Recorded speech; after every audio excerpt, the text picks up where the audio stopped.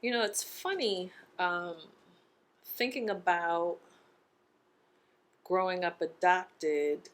I don't really feel like I grew up adopted, if that makes sense. I think I just grew up.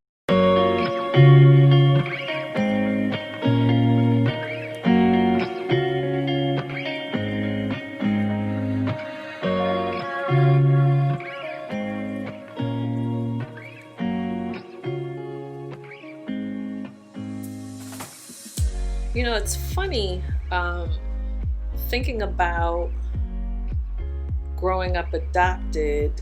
I don't really feel like I grew up adopted, if that makes sense. I think I just grew up. I can't really think about how my life was really different.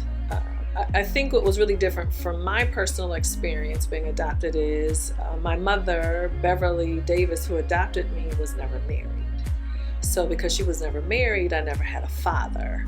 So obviously now that once I started getting a little older, like middle school, kids would ask me, so who's your father? And when you say, I don't have a father, they're like, that doesn't make any sense. Obviously you have to have a father. But then I'd say, well, I don't have a father. My mother adopted me. And then kids would always say, you're not adopted. And I'm like, well, why am I up here arguing with people about if I'm actually adopted or not? So, my life was normal. I could say the only probably difference from me being adopted was I think my mother was overcompensating. And I think she was overcompensating probably more as a single parent than because of the fact that I was adopted. So I think she was just trying to fill the gaps. I didn't have everything. I had 5 of everything. Super, super spoiled, had everything. And I think she was just really intentional about making sure, I got a really good education and I had a really good life. My mother couldn't have kids. So I think she was just so happy to be able to adopt me when I was 8. No, when I was 12, she adopted my brother Joshua, who was 4 at the time, obviously not my biological brother. So the superwoman adopted 2 children and was never married. And again, my life was extremely what I call normal. I don't ever remember not knowing that I was. And I think my mother must have just started talking to me about it before I even understood what it was or what it meant. My family always talked about it very openly around me. It was just not a big deal. So, if they were talking about something and they were trying to get something in chronological order, they say, was that before Beverly got Janai or after Beverly got Janai? So it was never a secret. It was not that people in my family focused on it, but it was normal. Again, I felt very normal. I felt very regular. I also think too, I had, 1, 2, 3. I had 4 other cousins that were also adopted.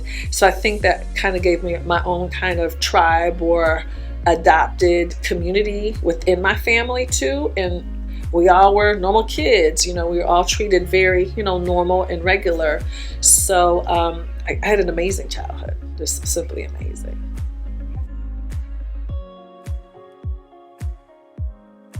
Told me, I don't know what conversation, as I even sit and think back, I don't know what it was. Very nonchalant. It was something that we were talking about, or maybe something had happened, and you just said, very nonchalantly, oh, well, I'm adopted. And you were very matter of fact.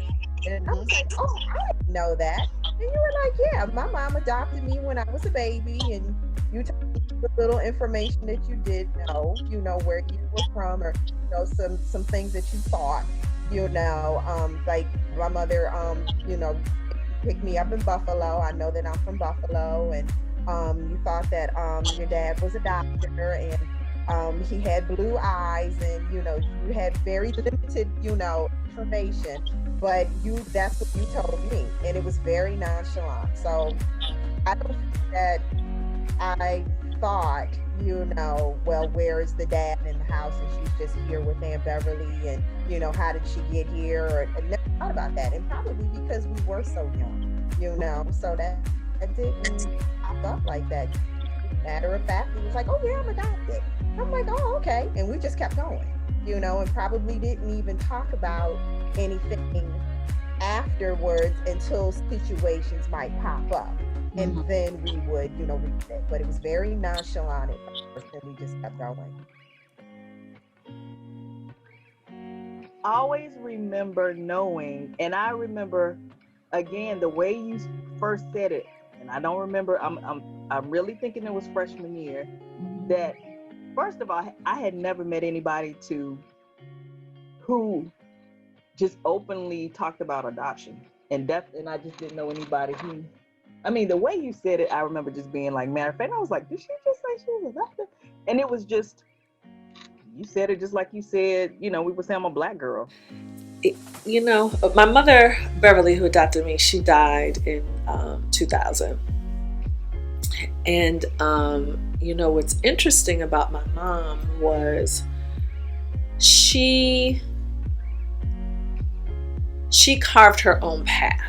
So when you think about, that saying, people march to the beat of their own drum. Like my mother marched to the beat of her own orchestra, very confidently, not in a loud, boisterous way, but she did her own thing, and she had this very calm confidence, and I just always admired her about her. She was extremely humble. And I remember the year that my mother was, she was an educator. And I remember the year she was Teacher of the Year. We're from Rochester, New York. And I found out by watching television. Like, it was never talked about before. Like, I was over at my aunt's house, and then this story comes up, and I'm thinking, we're all like, what? Like, she was super, super humble, extremely well educated, had a PhD, but just was real low key, and really stressed education, but she really stressed treating people right. Again, but I think that was all part of her humility too.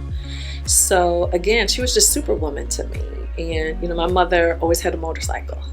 My mother probably went to Africa 40 times. She just did her own thing, and it gave me the courage to, really do my own thing, follow her path, and, chart my own course.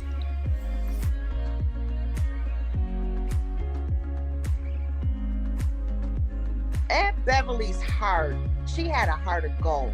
Right. And she, of course, the sun rose and set around you. Right. And she helped every child she came in contact with. Right. She helped them in any shape, form, and fashion that she could. Right. And even like with me going through junior high, going through high school, of course, I got a lot of family. I didn't have a lot. She gave me a lot. Right. She helped me get into Brockport. I mean, she just did the thing. Right. And so for me, she was everything.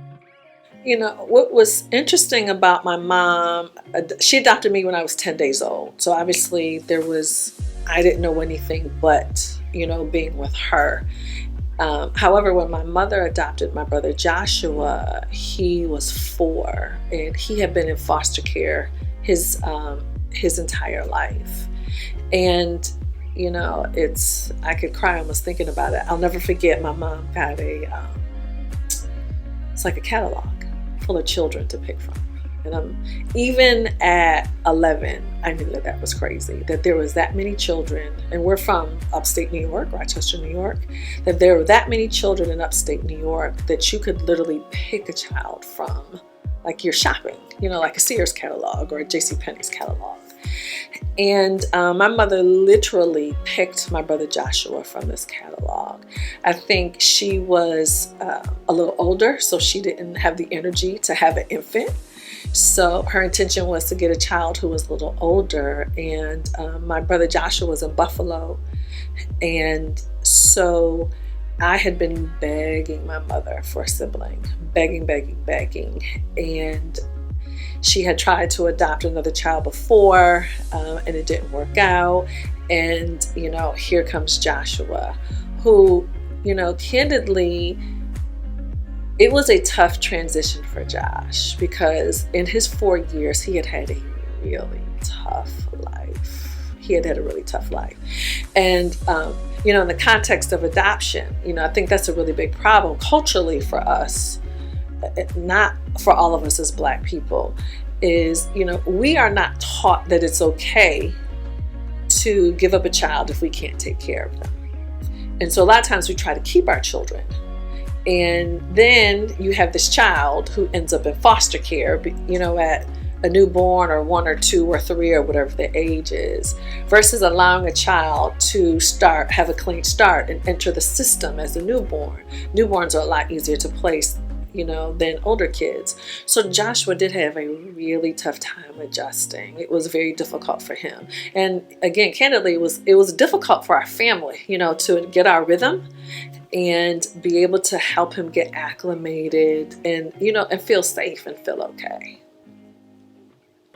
You know, what's funny is about being adopted, there were times I could go for really long periods of times, months and months, or even years, and I would not even think about it until somebody would say something to trigger it. Someone will say, "Oh my God, are you related to so-and-so?" Or someone would mention some other adoption story, and then it would click. I'm like, "Oh shoot, that's right, I am."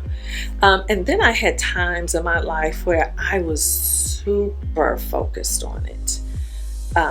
And it was just, I remember particularly one holiday, I think it was a Thanksgiving, being at my grandparents' house and my whole family's there, just kind of looking around thinking, I'm not related to any of these people. And so I've just kind of, I guess, oscillated back and forth between it being completely insignificant to it being a central focus of my life. And so I don't know if I can say that I missed any, that I felt that I wasn't whole. I could say that I had times where I was very curious, but I don't think that I had this gap that I was trying to fill because I was adopted. It became a discussion for me when you said to me one day, you said, I think I want to start looking for my biological parents. And we were young. Like young, like what? What do you think? I think you were like teenagers. Yeah, you were like 14, 15. Really? Okay. 14 and you 15. Yeah, and you said that you wanted to look for, you know, your biological parents. And I was confused. I'm like, why? You know? What do you want to do that for? Life is good. Why are we messing this up? But right. So that's when it was like, okay, this is new.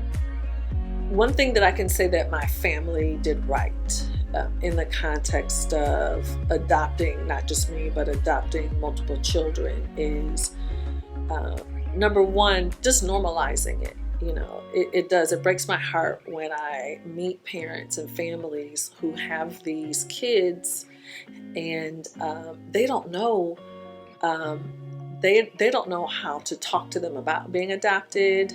You know, then it becomes, you know, we've all heard of that scarlet letter. It becomes a thing. My family did a good job of it not being a thing at all. And, you know, my mother was a guidance counselor, so I think there probably was a little psychology kind of going on in her head and her strategy, how she handled that. So again, we were treated normally. People openly talked about it. And my mother encouraged me to be curious about my biological family. She wanted me, as soon as I turned 18, again, I was born in New York, which is a closed record state, so I couldn't get my records. But when you become an adult, 18, you can apply for your records. But the adopted child, the adoptive parent, and the birth parent all have to register. As soon as I turned 18, my mother filled out her form.